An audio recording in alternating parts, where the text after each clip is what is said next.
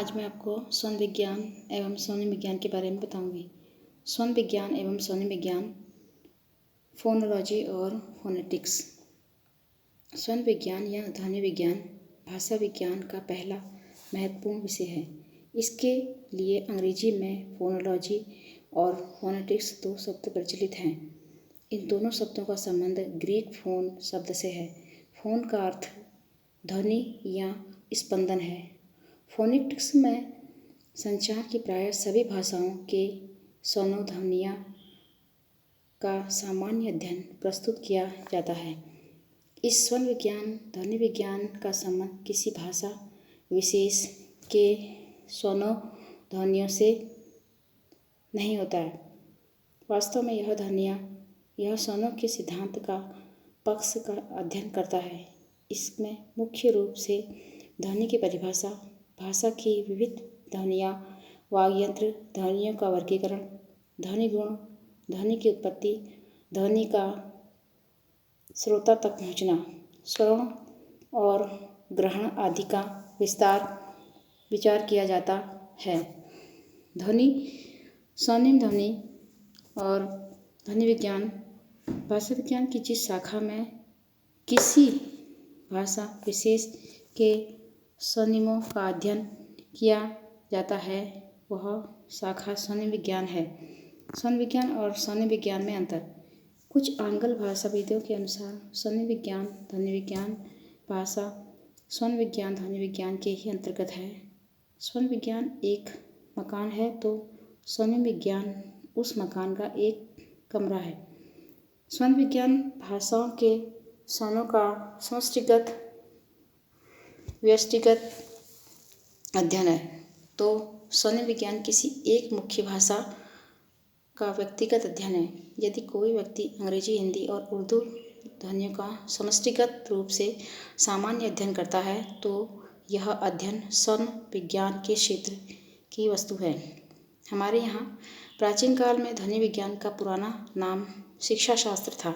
हिंदी में इस प्रसंग में फोनोटिक्स के लिए ध्वनि विज्ञान अथवा स्वर्ण विज्ञान आदि तथा फोनोलॉजी के लिए ध्वनि प्रक्रिया, स्वर्ण प्रक्रिया या स्वनि विज्ञान आदि के नाम से प्रयुक्त हो रहे हैं।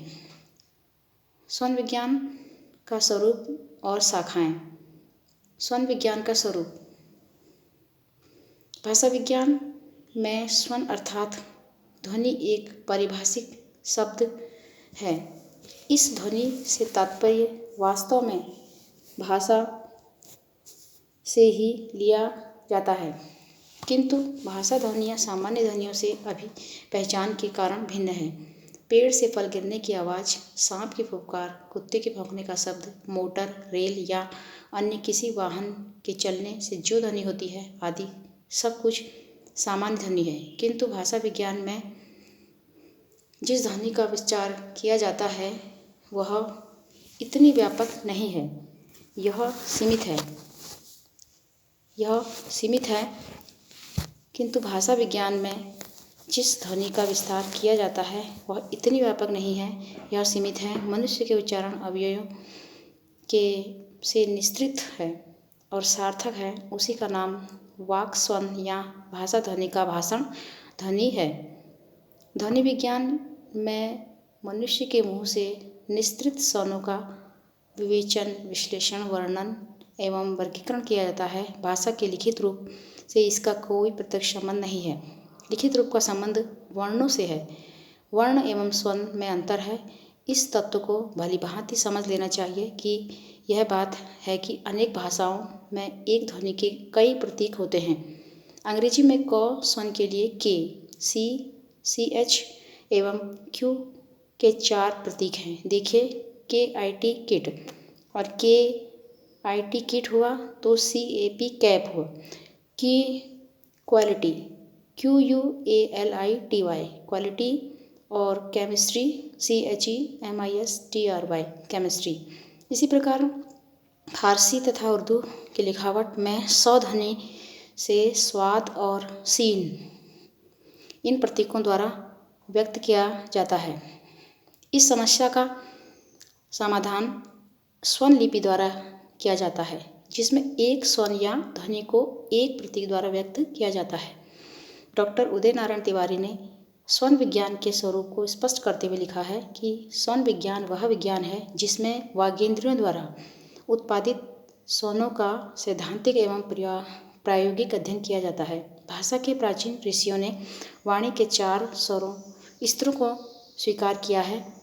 ये हैं परा, पश्यन्ति, मध्यमा एवं वेखरी।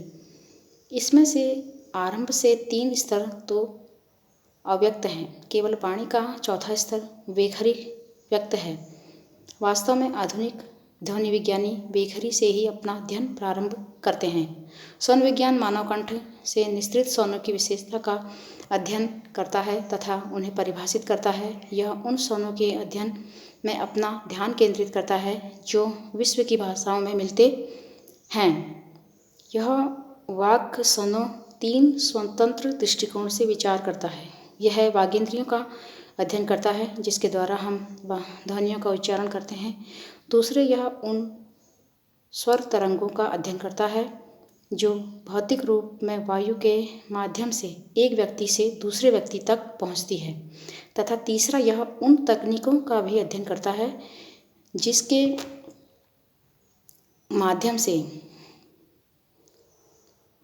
एक व्यक्ति दूसरे व्यक्ति तक पहुंचाता है। और तीसरा पक्ष उन तकनीकों का अध्ययन करता है एक व्यक्ति से दूसरे व्यक्ति तक पहुंचती है। और तीसरा, यह उन तकनीकों का अध्ययन करता है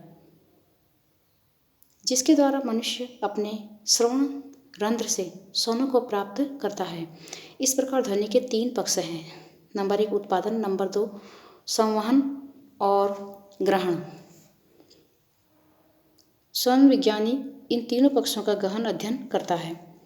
अध्ययन प्रशिक्षण के परिणाम स्वरूप यह किसी भी भाषा की ध्वनियों के सूक्ष्म तत्वों का रहस्य समझने में समक्ष हो जाता है। वह इन ध्वनियों का स्वयं उच्चरित करने के साथ साथ इनका विशेष ज्ञान भी प्राप्त करता है। यह अपने ध्वनि यंत्रों को नियंत्रित करने में इतना सक्षम हो जाता है कि वह विविध भाषाओं के वाक् स्वरों का सहज रूप में उच्चारण कर सकता है। इसके अतिरिक्त वह भौतिक विज्ञान फिजिक्स का भी अध्ययन करता है ताकि वह ऑसिलोग्राफ आदि ध्वनि यंत्रों का उपयोग कर सके। इस दृष्टि में ध्वनि विज्ञानी का कार्य बहुत टेक्निकल हो जाता है। धन्यवाद।